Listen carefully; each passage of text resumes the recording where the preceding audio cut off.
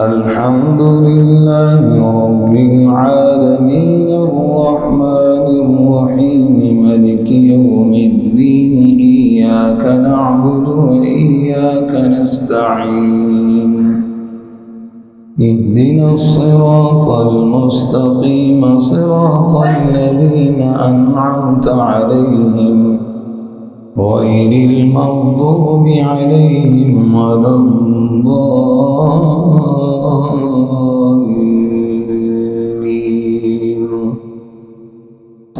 صاد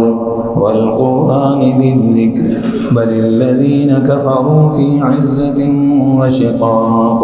كم أهلكنا من قبلهم من قرن فنادوا ولا حين مناص وعجبوا أن جاءهم منذر منهم وقال الكافرون هذا ساحر كذاب أجعل الآلهة إلها واحدا إن هذا لشيء عجاب وانطلق الملأ منهم أن امشوا واصبروا على آلهتكم إن هذا لشيء يراد ما سمعنا بهذا في الملة الآخرة إن هذا إلا اختلاق أنزل عليه الذكر من بيننا بل هم في شك من ذكري بل لما يذوقوا عذاب أم عندهم خزائن رحمة ربك العزيز الوهاب أم لهم ملك السماوات والأرض وما بينهما فليرتقوا في الأسباب جند ما هنالك مهزوم من الأحزاب كذبت قبلهم قوم نوح وعاد وفرعون ذو الأوتاد وثمود وقوم لوط وأصحاب الأيكة أولئك الأحزاب إن كل إلا كذب الرسل فحق عقاب وما ينظر هؤلاء إلا صيحة واحدة ما لها من فواق وقالوا ربنا عجل لنا قطنا قبل يوم الحساب اصبر على ما يقولون واذكر عبدنا داود ذا الأيد إنه أواب إنا سخرنا الجبال معه يسبحن بالعشي والإشراق والطير محشورة كل له أواب وشددنا ملكه وآتيناه الحكمة وفصل الخطاب وهل أتاك نبأ الخصم إذ تسوروا المحراب إذ دخلوا على داود ففزع منهم قالوا لا تخف خصمان بغى بعضنا على بعض فاحكم بيننا بالحق ولا تشتط واهدنا إلى سواء الصراط إن هذا أخي له 99 نعجة ولي نعجة واحدة فقال أكلنيها وعزني في الخطاب قال لقد ظلمك بسؤال نعجتك إلى نعاجه وإن كثيرا من الخلطاء ليبغي بعضهم على بعض إلا الذين آمنوا قال لقد ظلمك بسؤال نعجتك إلى نعاجه وإن كثيرا من الخلطاء ليبغي بعضهم على بعض إلا الذين آمنوا وعملوا الصالحات وقليل ما هم وظن داود أنما فتناه فاستغفر ربه وخر راكعا وأناب الله أكبر فغفرنا له ذلك وإن له عندنا لزلفى وحسن مآب يا داود إنا جعلناك خليفة في الأرض فاحكم بين الناس بالحق ولا تتبع الهوى فيضلك عن سبيل الله إن الذين يضلون عن سبيل الله لهم عذاب شديد بما نسوا يوم الحساب وما خلقنا السماء والأرض وما بينهما باطلا ذلك ظن الذين كفروا فويل للذين كفروا من النار أم نجعل الذين آمنوا وعملوا الصالحات كالمفسدين في الأرض أم نجعل المتقين كالفجار كتاب أنزلناه إليك مبارك ليدبروا آياته وليتذكر أولو الألباب ووهبنا لداود سليمان نعم العبد إنه أواب إذ عرض عليه بالعشي الصافنات الجياد فقال إني أحببت حب الخير عن ذكر ربي حتى توارت بالحجاب ردوها علي فطفق مسحا بالسوق والأعناق ولقد فتنا سليمان وألقينا على كرسيه جسدا ثم أناب قال رب اغفر لي وهب لي ملكا لا ينبغي لأحد من بعدي إنك أنت الوهاب فسخرنا له الريح تجري بأمره رخاء حيث أصاب والشياطين كل بناء وغواص وآخرين مقرنين في الأصفاد هذا عطاؤنا فامنن أو أمسك بغير حساب وإن له عندنا لزلفى وحسن مآب واذكر عبدنا أيوب إذ نادى ربه أني مسني الشيطان بنصب وعذاب اركض برجلك هذا مغتسل بارد وشراب ووهبنا له أهله ومثلهم معهم رحمة منا وذكرى لأولي الألباب وخذ بيدك ضغثا فاضرب به ولا تحنث إنا وجدناه صابرا نعم العبد إنه أواب واذكر عبادنا إبراهيم وإسحاق ويعقوب أولي الأيدي والأبصار إنا أخلصناهم بخالصة ذكر الدار وإنهم عندنا لمن المصطفين الأخيار واذكر إسماعيل واليسع وذا الكفل وكل من الأخيار هذا ذكر وإن للمتقين لحسن مآب جنات عدن مفتحة لهم الأبواب متكئين فيها يدعون فيها بفاكهة كثيرة وشراب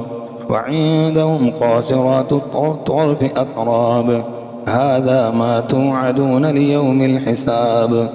إن هذا لرزقنا ما له من نفاد هذا وإن للطاغين لشر مآب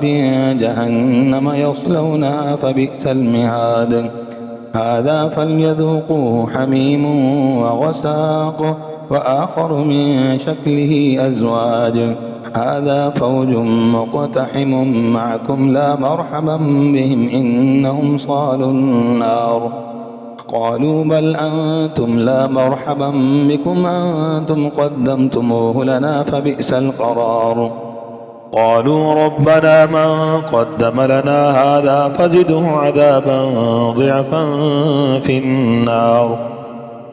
وقالوا ما لنا لا نرى رجالا كنا نعدهم من الأشرار أتخذناهم سخريا أم زاغت عنهم الأبصار إن ذلك لحق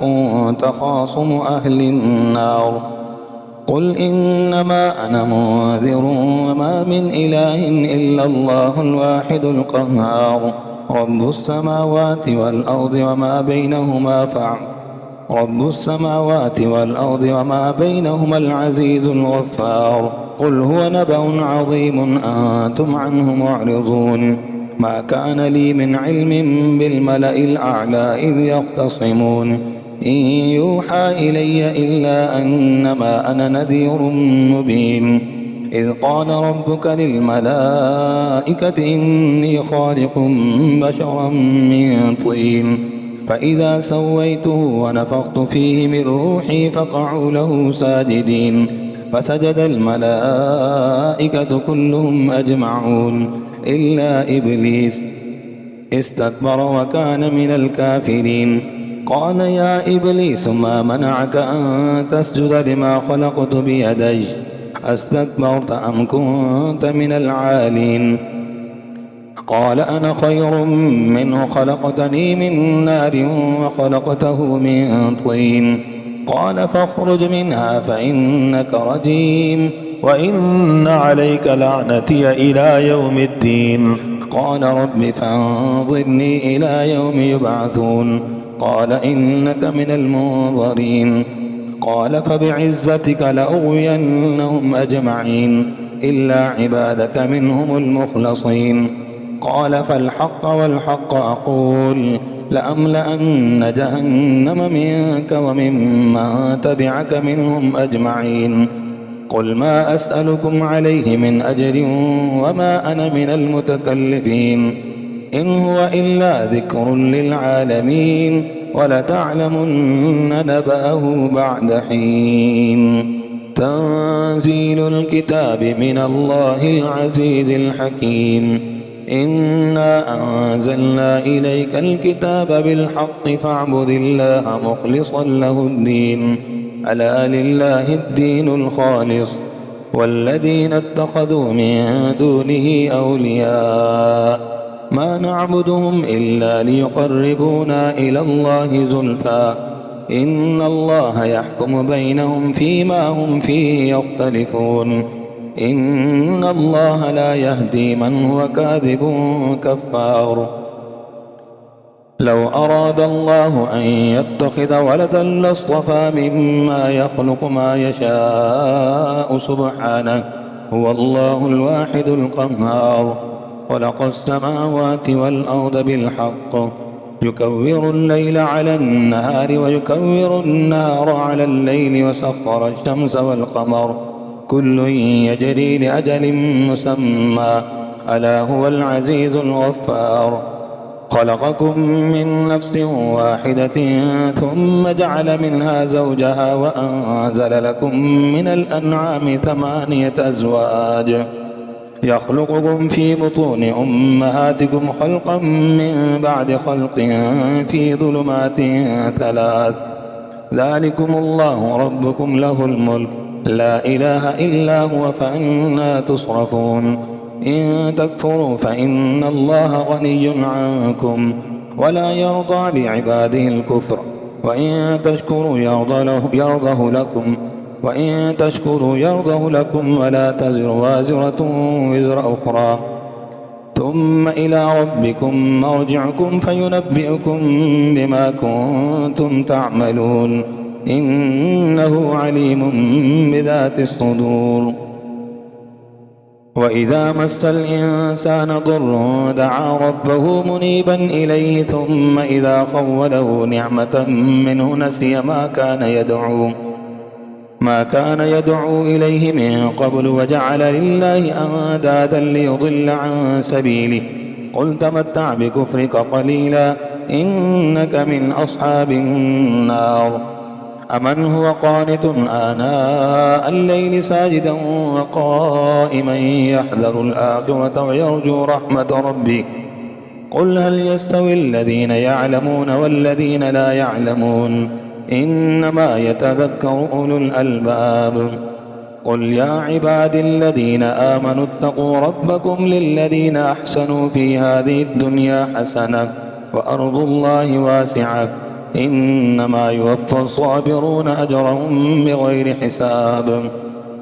قل إني أمرت أن أعبد الله مخلصا له الدين وأمرت لأن أكون أول المسلمين. قل إني أخاف إن عصيت ربي عذاب يوم عظيم. قل الله أعبد مخلصا له ديني فاعبدوا ما شئتم من دونه. قل إن الخاسرين الذين خسروا أنفسهم وأهليهم يوم القيامة ألا ذلك هو الخسران المبين. لهم من فوقهم ظلل من النار ومن تحتهم ظلل ذلك يخوف الله به عباده يا عباد فاتقون. والذين اجتنبوا الطاغوت أن يعبدوها وأنابوا إلى الله لهم البشرى فبشر عباد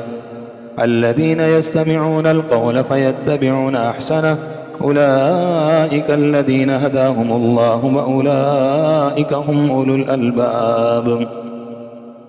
أفمن حق عليه كلمة العذاب أفأنت تنقذ من في النار. لكن الذين اتقوا ربهم لهم غرف من فوقها غرف مبنية تجري من تحتها الأنهار وعد الله لا يخلف الله الميعاد. ألم تر أن الله أنزل من السماء ماء فسلكه ينابيع في الأرض ثم يخرج به زرعا مختلفا ألوانه ثم يهيج فتراه مصفرا ثم يجعله حطاما إن في ذلك لذكرى لأولي الألباب. أفمن شرح الله صدره للإسلام فهو على نور من ربه فويل للقاسية قلوبهم من ذكر الله أولئك في ضلال مبين. الله نزل أحسن الحديث كتابا متشابها مثاني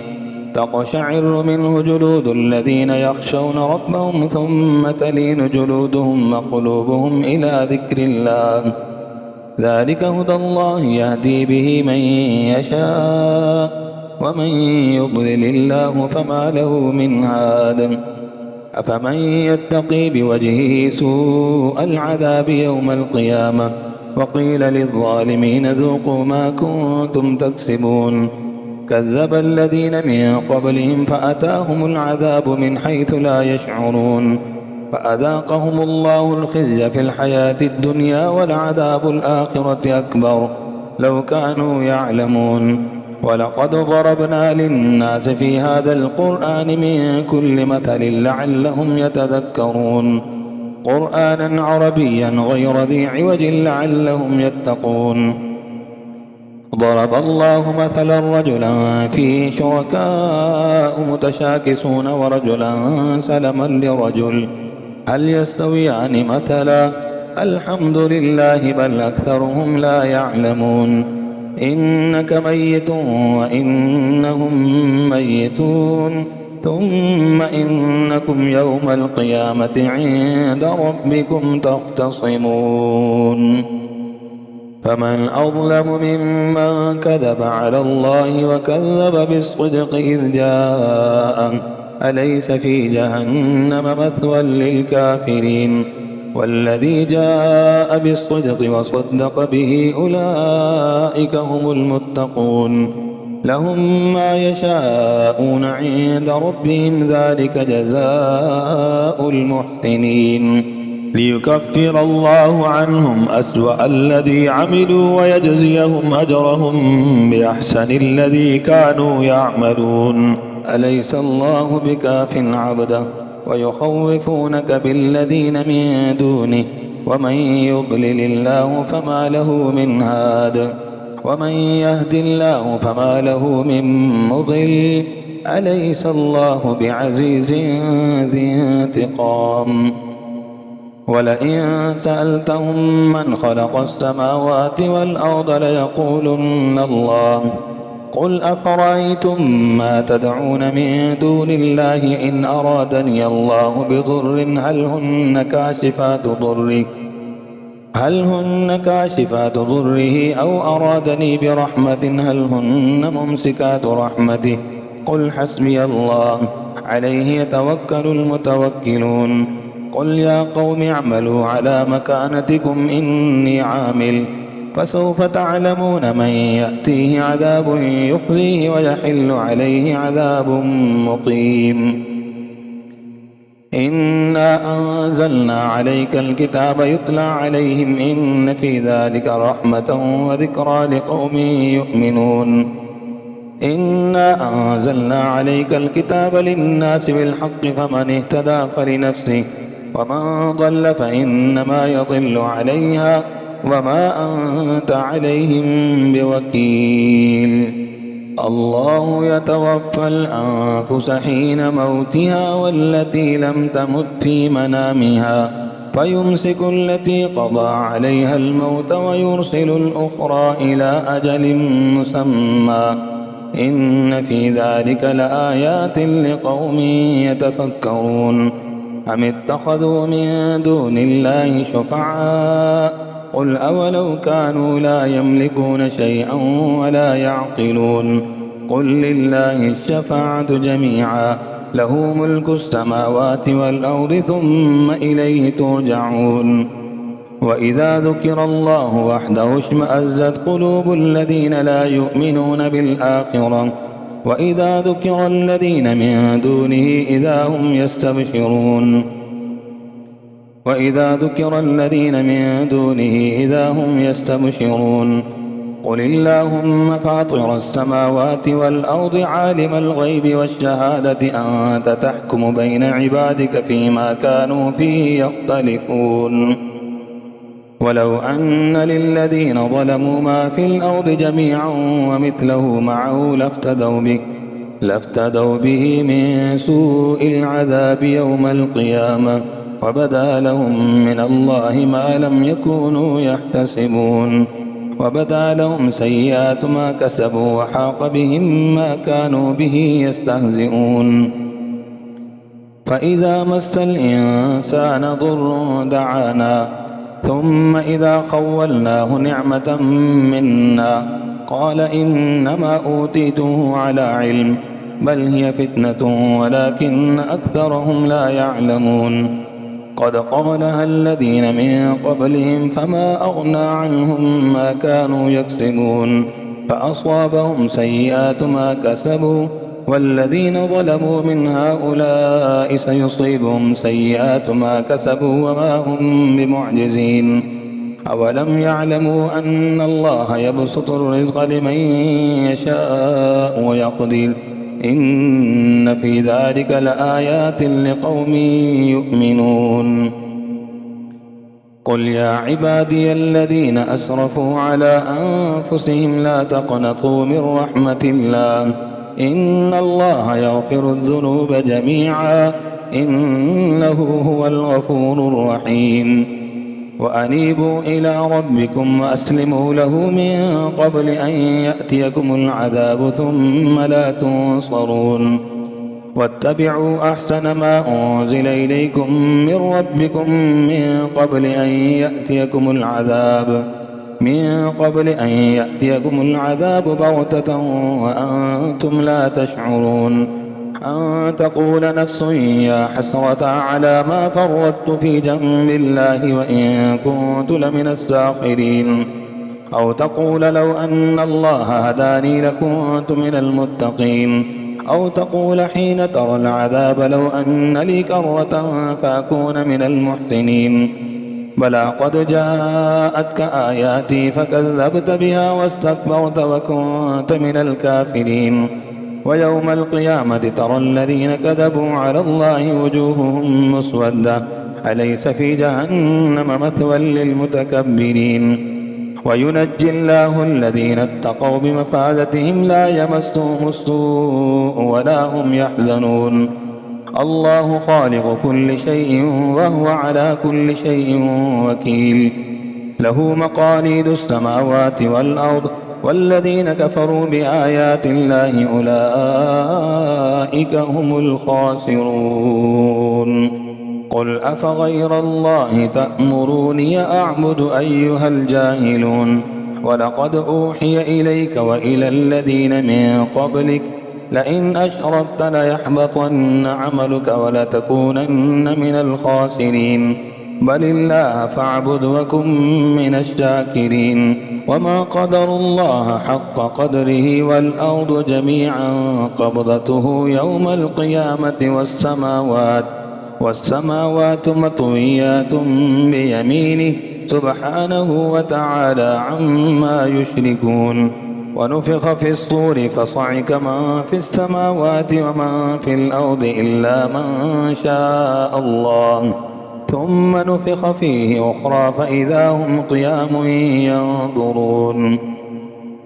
وأشرقت الأرض بنور ربها ووضع الكتاب وجيء بالنبيين والشهداء وقضي بينهم بالحق وهم لا يظلمون ووفيت كل نفس ما عملت وهو أعلم بما يفعلون.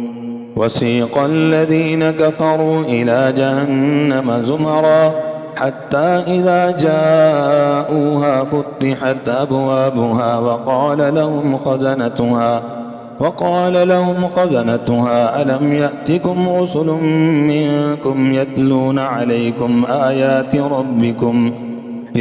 عليكم آيات ربكم وينذرونكم لقاء يومكم هذا قالوا بلى ولكن حقت كلمة العذاب على الكافرين قيل ادخلوا أبواب جهنم خالدين فيها فبئس مثوى المتكبرين. وسيق الذين اتقوا ربهم إلى الجنة زمرا حتى إذا جاءوها وفتحت أبوابها وقال لهم خزنتها سلام عليكم طبتم فادخلوها خالدين وقالوا الحمد لله الذي صدقنا وعده وأورثنا الأرض نتبوأ من الجنة حيث نشاء فنعم أجر العاملين. وترى الملائكة حافين من حول العرش يسبحون بحمد ربهم وقضي بينهم بالحق وقيل الحمد لله رب العالمين. حميم تنزيل الكتاب من الله العزيز العليم غافر الذنب وقابل التوب شديد العقاب ذي الطول لا إله إلا هو إليه المصير. ما يجادل في آيات الله إلا الذين كفروا فلا يغررك تقلبهم في البلاد كذبت قبلهم قوم نوح والأحزاب من بعدهم وهمت كل أمة برسولهم ليأخذوه وجادلوا بالباطل ليدحضوا به الحق فأخذتهم فكيف كان عقاب. وكذلك حقت كلمات ربك على الذين كفروا أنهم أصحاب النار الذين يحملون العرش ومن حوله يسبحون بحمد ربهم ويؤمنون به ويستغفرون للذين آمنوا ربنا وسعت كل شيء رحمة وعلما فاغفر للذين تابوا واتبعوا سبيلك وقهم عذاب الجحيم. ربنا وادخلهم جنات عدن التي وعدتهم ومن صلح من آبائهم وأزواجهم وذرياتهم إنك أنت العزيز الحكيم. وقهم السيئات ومن تق السيئات يومئذ فقد رحمته وذلك هو الفوز العظيم. إن الذين كفروا ينادون لمقت الله أكبر من مقتكم أنفسكم إذ تدعون إلى الإيمان فتكفرون قالوا ربنا أمتنا اثنتين وأحييتنا اثنتين فاعترفنا بذنوبنا فهل إلى خروج من سبيل ذلكم بأنه إذا دعي الله وحده كفرتم وإن يشرك به تؤمنوا فالحكم لله العلي الكبير. هو الذي يريكم آياته وينزل لكم من السماء رزقا وما يتذكر إلا من ينيب فادعوا الله مخلصين له الدين ولو كره الكافرون. رفيع الدرجات ذو العرش يلقي الروح من أمره على من يشاء من عباده لينذر يوم التلاق يوم هم بارزون لا يخفى على الله منهم شيء. لمن الملك اليوم لله الواحد القهار. اليوم تجزى كل نفس بما كسبت لا ظلم اليوم إن الله سريع الحساب. وأنذرهم يوم الآزفة إذ القلوب لدى الحناجر كاظمين ما للظالمين من حميم ولا شفيع يطاع يعلم خائنة الأعين وما تخفي الصدور والله يقضي بالحق والذين تدعون من دونه لا يقضون بشيء إن الله هو السميع البصير أولم يسيروا في الأرض فينظروا كيف كان عاقبة الذين كانوا من قبلهم كانوا هم أشد منهم قوة وآثارا في الأرض فأخذهم الله بذنوبهم إن الله قوي شديد العقاب ولقد أرسلنا موسى بآياتنا وسلطان مبين إلى فرعون وهامان وقارون فقالوا ساحر كذاب فلما جاءهم بالحق من عندنا قالوا اقتلوا أبناء الذين آمنوا معه واستحيوا نساءهم وما كيد الكافرين إلا في ضلال وقال فرعون ذروني أقتل موسى وليدع ربه إني أخاف أن يبدل دينكم وأن يظهر في الأرض الفساد وقال موسى إني عذت بربي وربكم من كل متكبر لا يؤمن بيوم الحساب وقال رجل مؤمن من آل فرعون يكتم إيمانه أتقتلون رجلا أن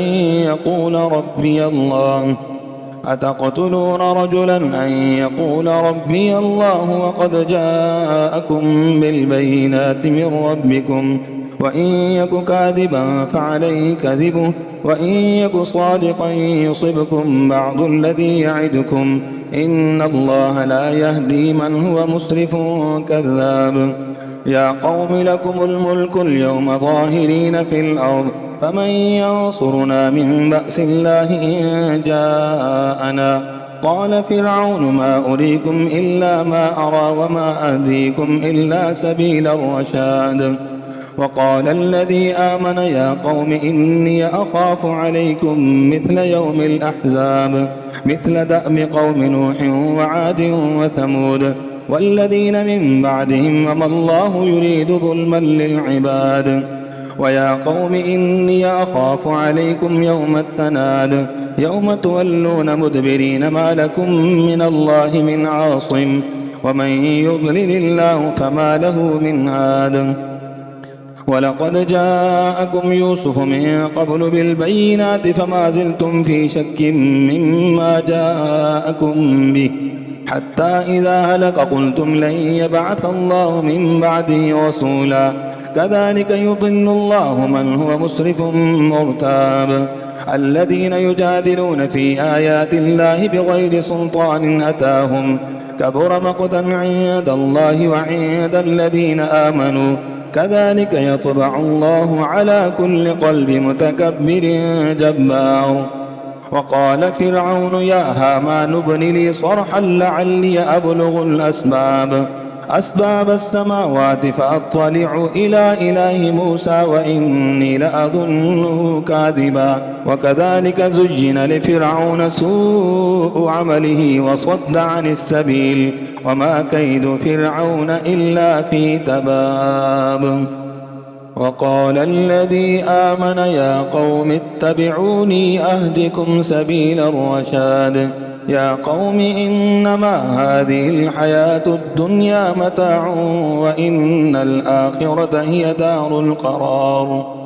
من عمل سيئة فلا يجزى إلا مثلها ومن عمل صالحا من ذكر أو أنثى وهو مؤمن فأولئك يدخلون الجنة يرزقون فيها بغير حساب ويا قوم ما لي أدعوكم إلى النجاة وتدعونني إلى النار تدعونني لأكفر بالله وأشرك به ما ليس لي به علم وأنا أدعوكم إلى العزيز الغفار لا جرم أن ما تدعونني إليه ليس له دعوة في الدنيا ولا في الآخرة وأن مردنا إلى الله وأن المسرفين هم أصحاب النار. فستذكرون ما أقول لكم وأفوض أمري إلى الله، إن الله بصير بالعباد. فوقاه الله سيئات ما مكروا وحاق بآل فرعون سوء العذاب.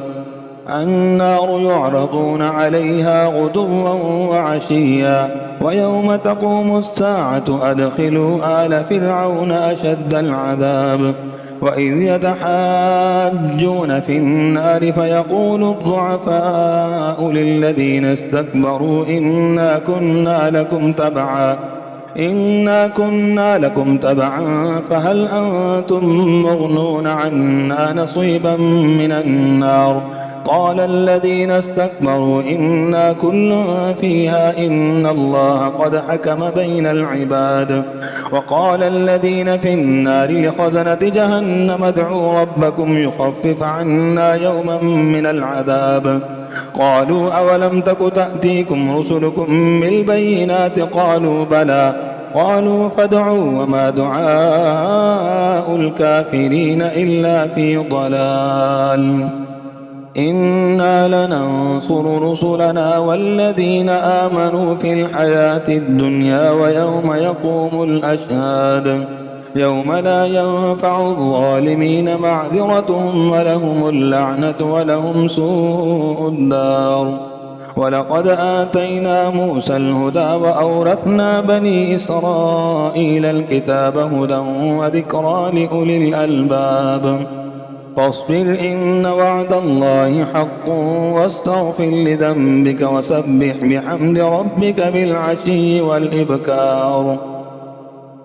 فاصبر إن وعد الله حق واستغفر لذنبك وسبح بحمد ربك بالعشي والإبكار.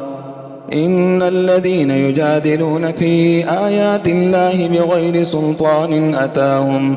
إن في صدورهم إلا كبر ما هم ببالغيه فاستعذ بالله إنه هو السميع البصير. لخلق السماوات والأرض أكبر من خلق الناس ولكن أكثر الناس لا يعلمون.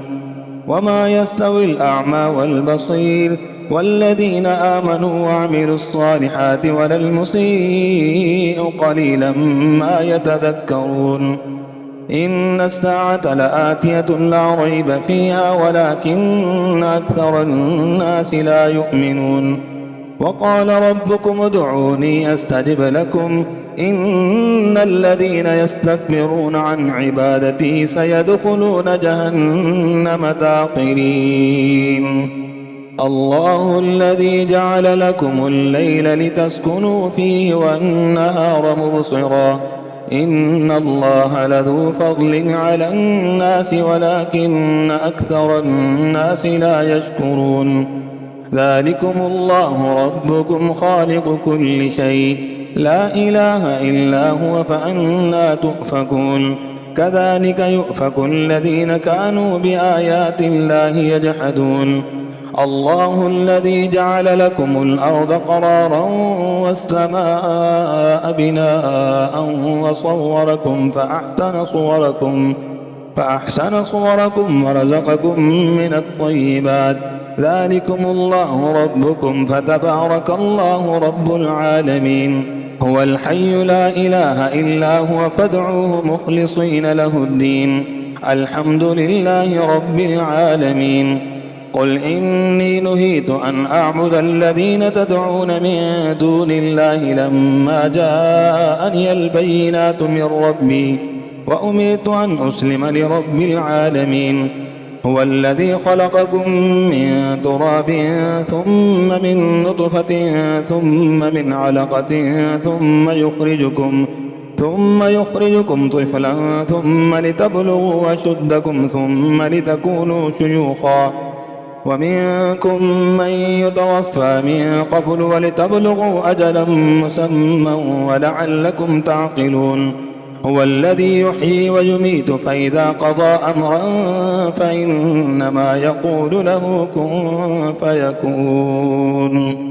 ألم تر إلى الذين يجادلون في آيات الله أنى يصرفون الذين كذبوا بالكتاب وبما أرسلنا به رسلنا فسوف يعلمون إذ الأغلال في أعناقهم والسلاسل يسحبون في الحميم ثم في النار يسجرون